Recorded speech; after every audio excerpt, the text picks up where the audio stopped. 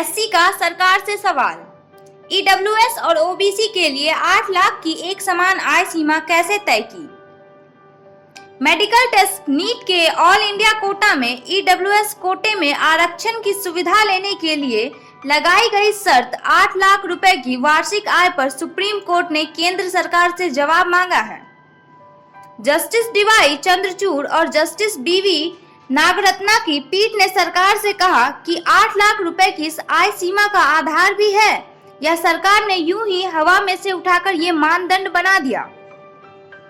Court ने पूछा, OBC को ईडब्ल्यूएस के साथ कैसे रखा जा सकता है? कोर्ट ने कहा कि आपके पास जनसांख्यिकी, सामाजिक और सामाजिक आर्थिक डाटा होगा। आपने 8 लाख रुपए की आय सीमा कैसे तय की? आप गैर बराबर को बराबर कर रहे हैं।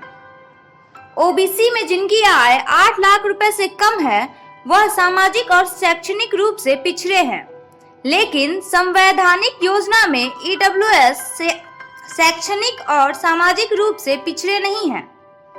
कोर्ट ने कहा कि वह मानते हैं कि ईडब्ल्यूएस सरकार का नीतिगत मामला है, लेकिन कोर्ट को यह जानने का अधिकार है कि सरकार 8 लाख रुपए की सीमा के इस निर्णय पर कैसे पहुंची। एक मौका ऐसा भी आया जब कोर्ट इस अधिसूचना को स्थगित करने जा रहा था, लेकिन एसएसजी ने आग्रह किया सरकार इस बारे में आंकड़े पेश करेगी और 2-3 दिन में शपथ पत्र पेश कर दिया जाएगा। गौरतलब है कि इस मामले की अगली सुनवाई 28 अक्टूबर को होगी। अदालत ईडब्ल्यूएस श्रेणी को नीट के ऑल इंडिया कोटे में 10% और ओबीसी को 27% आरक्षण देने की अधिसूचना के खिलाफ नीट उम्मीदवारों की याचिकाओं पर सुनवाई कर रही है। कोर्ट के सवाल। क्या सरकार ने ईडब्ल्यूएस श्रेणी को निर्णीत करने के लिए कोई अध्ययन किया था? यदि हाँ, तो क्या सिन्हो आयोग के मानकों के आधार पर यह तय किया गया? क्या इस सीमा को तय करते समय शहरी और ग्रामीण खरीद शक्ति को ध्यान में रखा गया था?